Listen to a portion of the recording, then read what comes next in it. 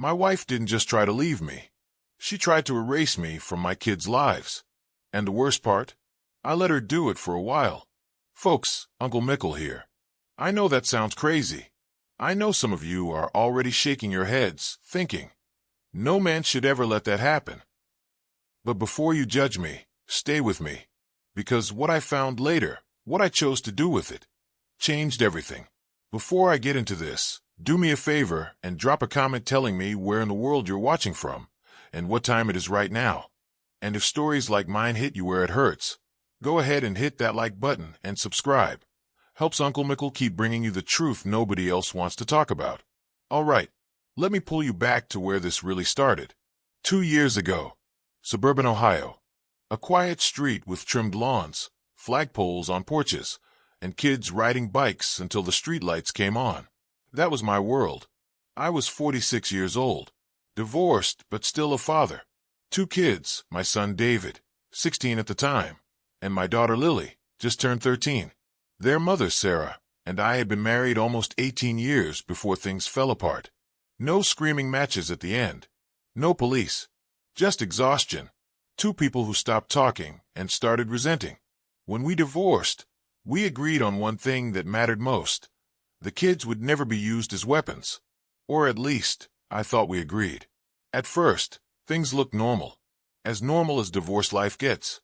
I had the kids every other week. Soccer practices, math homework at my kitchen table, frozen pizzas on Fridays. I wasn't trying to be the fun dad.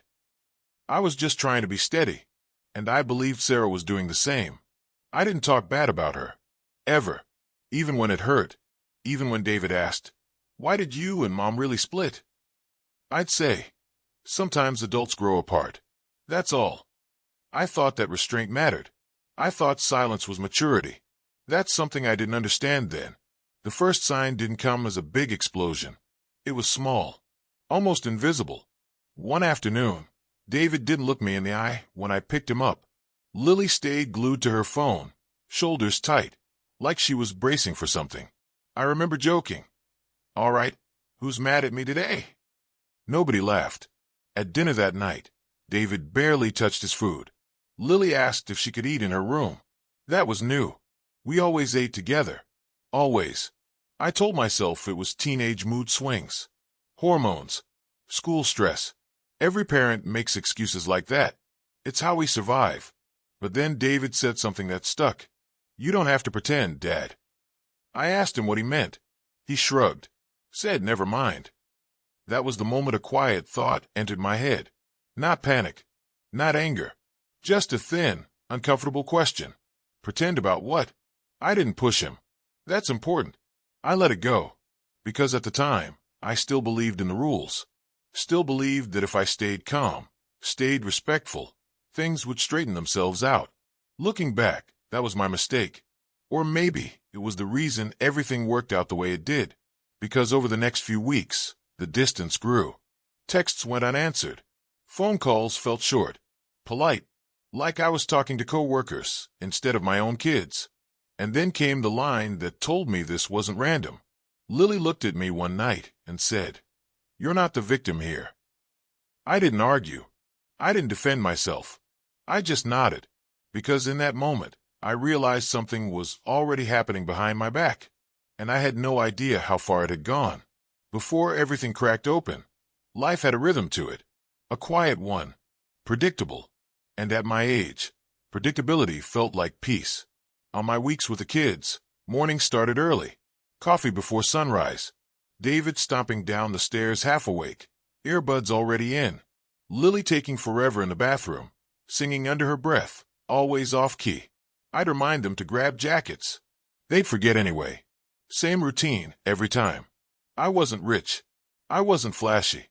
I worked operations management at a regional logistics company. Decent pay. Long hours. The kind of job where you're responsible for everything that goes wrong but invisible when things go right. I liked it that way. Less noise. Our house wasn't big, but it was stable. Same couch they'd grown up on. Same dent in the hallway wall from David's middle school skateboard phase. I kept those things on purpose. Anchors. Proof that some parts of their world hadn't changed. After the divorce, I made a rule for myself. Never bleed adult problems into kid space. No venting. No sighing about lawyers or money. When they were with me, they got me. Present. Focused. Steady. Sarah and I communicated mostly by text. Logistics only. Pickup times. School forms. Doctor appointments. We were polite. Almost professional. Looking back, that should have worried me. At school events, we sat a few rows apart. She'd smile at me from a distance. A small smile. Tight. Like something rehearsed. I told myself that was just how divorce looks when two people are trying to be civilized. And for a while, the kid seemed fine. Not happy. Divorce steals that for a bit, but functioning. David still asked me about cars. Lily still wanted help with science projects. On weekends, we'd go grocery shopping together, argue about cereal brands, complain about prices like a normal family. I remember one Saturday afternoon in particular. We were in the backyard, David tossing a football, Lily laying on the grass, scrolling on her phone. The sky was clear. Quiet neighborhood sounds. Lawnmowers somewhere far off. I thought, this is it. This is the new normal. That belief mattered. Because when you believe things are solid, you stop checking the foundation. The first cracks were emotional, not obvious. David stopped asking me questions about my life. Didn't care how work was going. Lily stopped telling me about school drama. Conversations shortened. Answers became clipped. How was your day? Fine. What did you do at Mom's? Nothing. I told myself it was age. Teenagers pull away. Every parenting book says that. I'd read them. Highlighted sections. Took notes like a fool. What I didn't realize was that something else was filling that silence. I noticed Sarah texting more during my weeks. Her name lighting up David's phone at dinner. Lily stepping into the hallway to answer calls. Whispering. Quick glances in my direction. I didn't eavesdrop. Didn't ask. I didn't want to be that dad. The insecure one. The paranoid one. There's a line I've learned since then. Silence doesn't always mean strength. One evening, after I'd reminded David 3 times to take out the trash, he snapped. Why do you always act like you're perfect? The room went still.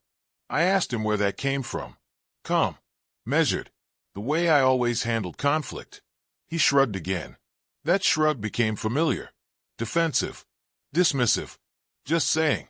Lily wouldn't look at me. Her jaw was tight. She was upset about something, but not about the trash. I remember thinking, I'm missing a conversation. That night, after they went to bed, I sat alone at the kitchen table. Same table where we used to do homework. Same scratches in the wood. Same light buzzing overhead. I scrolled through old photos on my phone. Birthdays. Camping trips. School plays. Proof that I had been there. That I had shown up. I told myself, kids get confused. They'll come back around. That thought helped me sleep. But right before I turned off the light, another one crept in. Quieter. Heavier. What if someone is explaining me to them while I'm not in the room? At the time, I didn't know how deliberate it was. I didn't know how long it had been happening. And I definitely didn't know that staying quiet, the thing I was proud of, was about to be used against me. The real trouble didn't announce itself. It slipped in sideways, dressed up as concern. It started with a call from David's school counselor. A routine check-in, she said. Nothing urgent. Her tone was calm, professional. That alone should have reassured me. It didn't. She asked how things were going at home. I told her the truth, the short version. Divorce, shared custody, teenagers being teenagers. She hummed politely, then paused. Well, she said, choosing her words carefully. David's been expressing some confusion.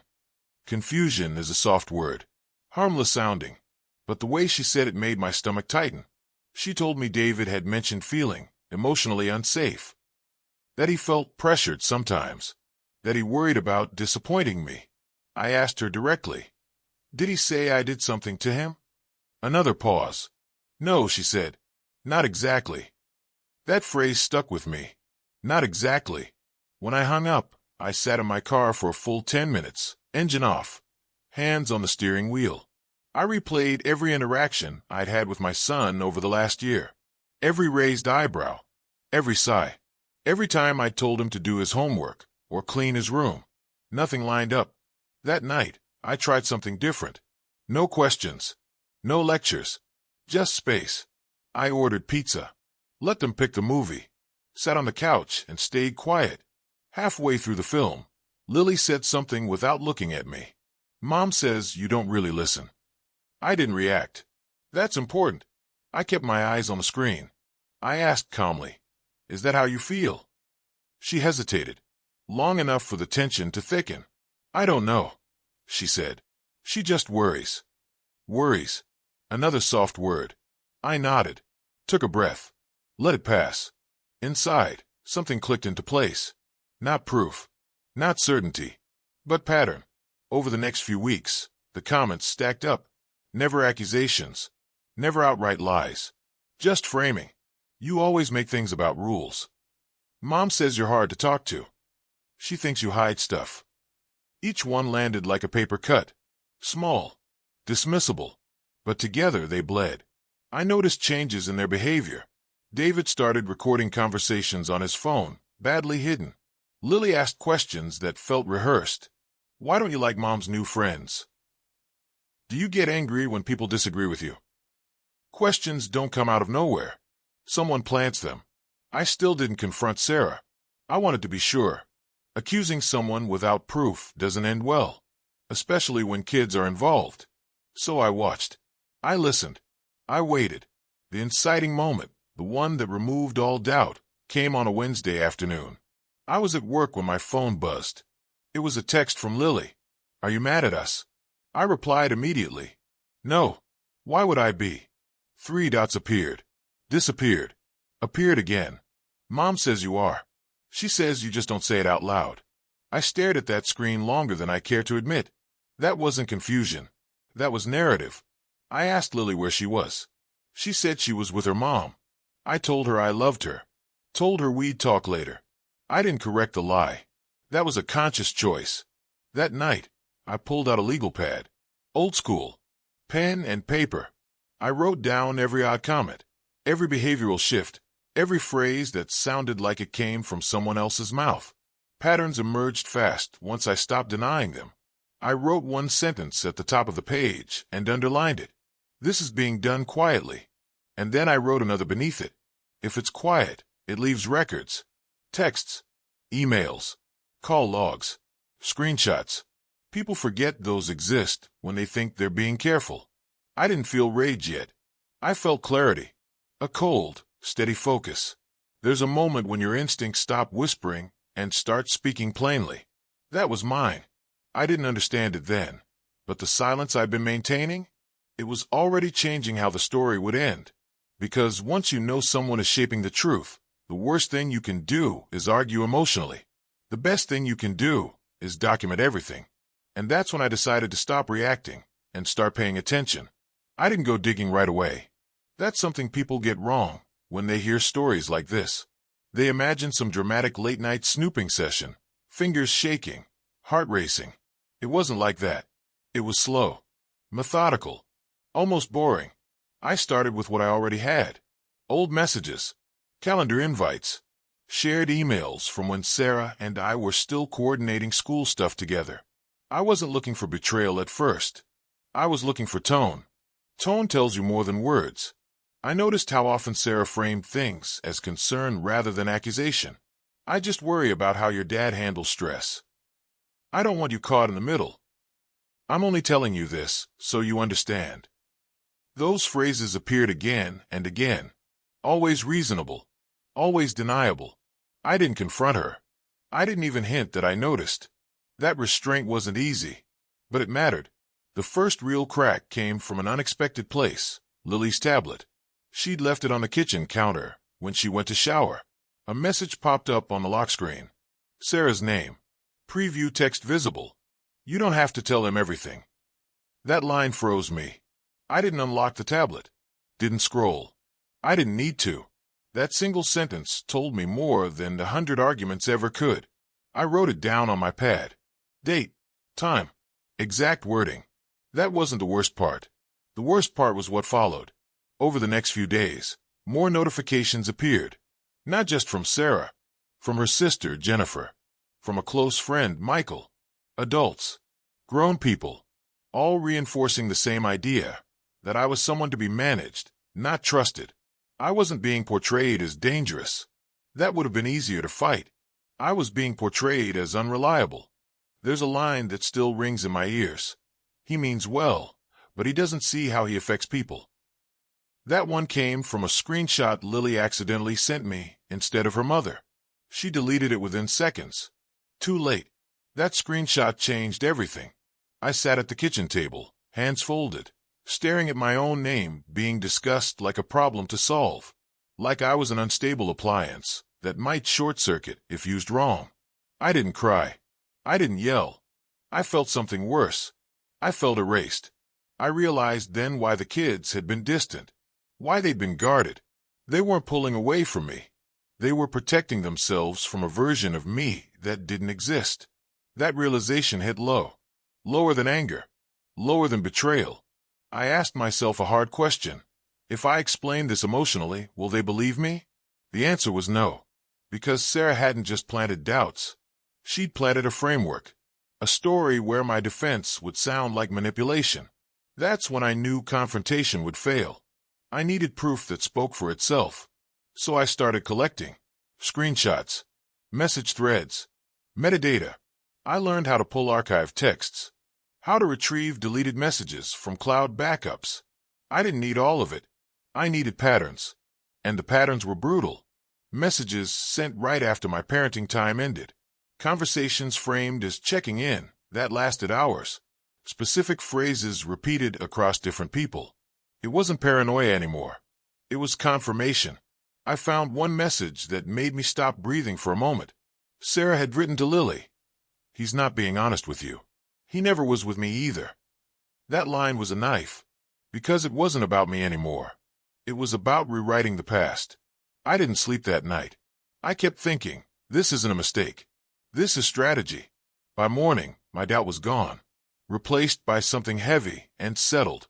The betrayal wasn't loud. It was careful. And once I saw that, I understood something else. If she was willing to do this slowly, patiently, then I had to be willing to wait longer than she ever expected. Because the truth doesn't need volume. It just needs timing.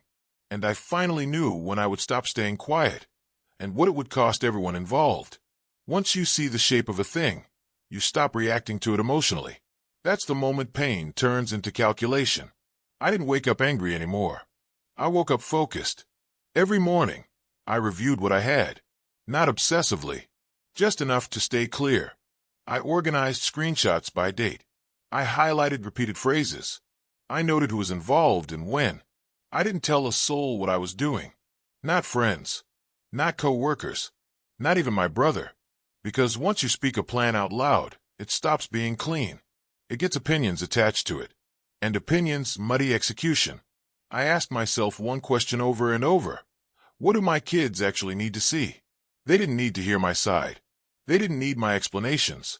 They needed reality, unfiltered, undeniable, and free of commentary. So I stayed quiet. When David snapped at me, I didn't correct him. When Lily pulled away, I didn't chase. When Sarah's texts came through, polite, distant, falsely warm, I responded with nothing but logistics. She thought she was winning. That was the hardest part, letting her think that. There's a moment in every conflict where the other person relaxes, where they assume you're either beaten or unaware. That's when people make mistakes. And she made them. She got sloppy. The messages became bolder, less cautious. She started saying things outright instead of hinting. He doesn't need to know. You're old enough to decide who feels safe. That last one hit me in the chest. Not because it hurt, but because it proved intent. I consulted a family therapist. Quietly. Paid cash. I didn't tell them names. Just described behaviors. Patterns. Language. The therapist said one sentence that shaped everything. If you confront this directly, you'll be cast as confirming the narrative. I wrote that down. Underlined it twice. So I planned something else. I waited 2 months. Exactly 2. Long enough for the story Sarah was telling to solidify. Long enough for the kids to believe it was settled truth. During that time, I changed my behavior subtly. I stopped defending myself. I stopped correcting small mischaracterizations. I became neutral, calm, predictable, boring. That contrast mattered, because when lies live next to calm reality long enough, they start to look unstable. I prepared what I would show them. Not everything. Just enough. No commentary. No framing. No, look what your mother did. Just words. Dates. Context. I asked myself, if I were 13 or 16, what would convince me without scaring me? The answer was simple. Let them read it themselves. I planned the moment carefully. Not on a holiday. Not after a fight. A neutral Saturday afternoon. No pressure. No witnesses. I texted Sarah that I wanted to talk to the kids about scheduling changes. That was true. I just didn't mention the rest. She agreed instantly. Another mistake. That night before the conversation, I sat alone in my living room. Lights off. Phone on the table in front of me. Screenshots queued up but locked. I didn't feel fear. I felt weight. Because I knew this wasn't just about exposure. Once the truth was out, nothing would go back to normal. Not for me. Not for them. Not for her. There's a line people like to say. Kids deserve the truth. That's not entirely right. Kids deserve the truth delivered in a way that doesn't break them. I rehearsed exactly what I would say. Just one sentence to open. I want you to read something, and then I want you to tell me how it makes you feel. No accusations. No demands. Just space. That was my turning point. I wasn't acting out of revenge anymore. I was acting out of responsibility. And once I made that decision, I slept better than I had in months. Because the next step wasn't about control. It was about letting the truth speak and stepping out of the way. The house was quiet when they arrived. Too quiet. No TV. No music. Just the sound of the door closing behind them and the familiar shuffle of shoes on hardwood. David noticed first. "Why is it so serious in here?" he asked. I didn't answer right away. I poured 3 glasses of water and set them on the table. Small motions. Steady hands. I needed them to see calm before they saw anything else. "Sit with me for a minute," I said. No edge. No urgency. They sat. David leaned back in his chair, arms crossed. Lily folded in on herself, hands in her sleeves. That posture broke something in me, but I didn't let it show. This was not the time for emotion. I slid my phone across the table. Screen dark. Face down. "I'm not here to argue," I said. "And I'm not here to change your minds." That caught their attention. "I just want you to read something. All the way through. Then we'll talk." David raised an eyebrow. "Read what?" I turned the phone face up and unlocked it. "Messages," I said. "From your mom. To you. And about me." Lily's breath caught. I saw it. David stiffened. I didn't say another word. They leaned in. Lily read first. Her eyes moved slowly. Carefully. Like she was afraid the words might move if she looked too fast. David took the phone from her after a few seconds. His jaw tightened. The room stayed silent except for the faint hum of the refrigerator. That silence stretched. 30 seconds. A minute. More. Then Lily whispered. "She said you were lying to us." I nodded once. That was it. David scrolled. Faster now. His breathing changed. "She said you didn't care how we felt." I waited. Then he stopped scrolling. Looked up at me. His voice wasn't angry. It was confused. Why would she say this? That was the moment. The exact one I'd planned for. I didn't answer. Because the truth didn't need my voice. Lily started crying quietly. Not sobbing. Just tears slipping down her face as she kept reading. "I thought you didn't want us around," she said. "I thought you were just tolerating us." I leaned forward then. Slowly. Not touching them. "I never felt that," I said. One sentence. No defense. No explanation. David slammed the phone down. Not hard. Just enough to punctuate the moment. "She told us not to tell you," he said. "She said it would make things worse." There it was. The confirmation. Out loud. In his words. I took the phone back and locked it. "I waited," I said. "Because if I showed you this earlier, it would have felt like I was attacking her. And I didn't want that." I let that settle. Lily wiped her face. So you knew. I knew something was wrong, I said. I wanted to be sure. David stood up and paced. Hands on his head. Teenagers move when their world shifts. She made me feel like I had to choose, he said. Like if I was close to you, I was betraying her. That sentence cut deep, and I saw it land on him too. I said nothing. After a long moment, Lily asked the question I'd been waiting for. Are there more? I answered honestly. Yes. She nodded. I don't want to see them. I believe you. That mattered more than anything else that day. David sat back down. Exhausted. I don't know what to do now, he said. I met his eyes. Steady. You don't have to do anything, I said. This isn't your mess to clean up. Another pause. A different one this time. Heavier. Final. That was the blow. Not shouting. Not humiliation. Just exposure. And as they sat there, processing a truth they'd been denied for months, I knew something irreversible had happened. The story they'd been living with had just collapsed. And what came next wouldn't be loud, but it would change everything. The days after that conversation moved slower than I expected. Not in a dramatic way. More like the air had thickened and every step took a little more effort. The kids didn't explode. They didn't confront their mother right away. That surprised me. I'd imagined anger, tears, maybe shouting. What I got instead was quiet recalibration. David stayed with me longer that week. Didn't announce it. Just didn't pack his bag when Sunday came. Lily followed his lead. She asked if she could bring more clothes over. Small requests. Big meaning. We didn't talk about Sarah much at first. And when we did, it was careful. Neutral. Like we were all touching something hot and didn't want to get burned again. One night, while we were washing dishes together, David said, I don't think she realized how bad it got. I considered that. She knew what she was saying. I replied. Whether she understood the damage, that's different. I didn't demonize her. That was important, because kids don't want half of themselves declared evil. Lily asked a harder question later that week. She sat across from me on the couch, knees pulled to her chest. Why didn't you stop her sooner? That one deserved honesty. Because if I had, I said, you might have thought I was trying to control the story. She nodded slowly. Thought about it. So you waited for us to see it? Yes. She leaned her head against my shoulder. That was the first time she'd done that in months. Sarah noticed the shift quickly.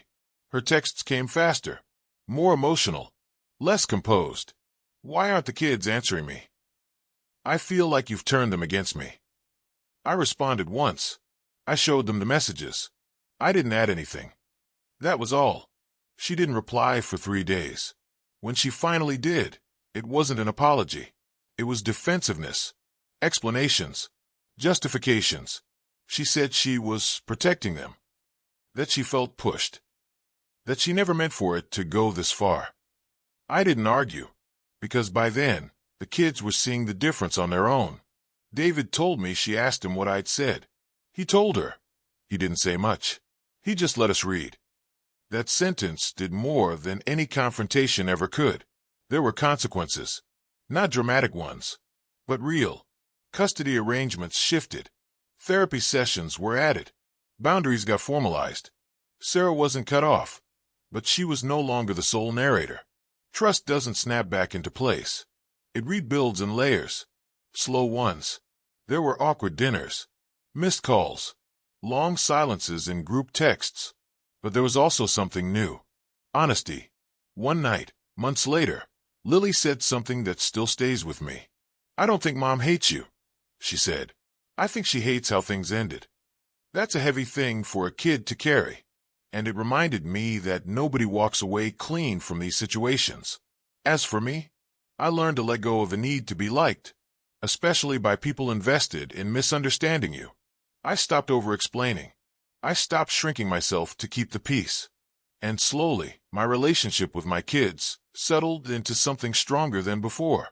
Not perfect, but real. They asked questions again, trusted my answers, challenged me openly.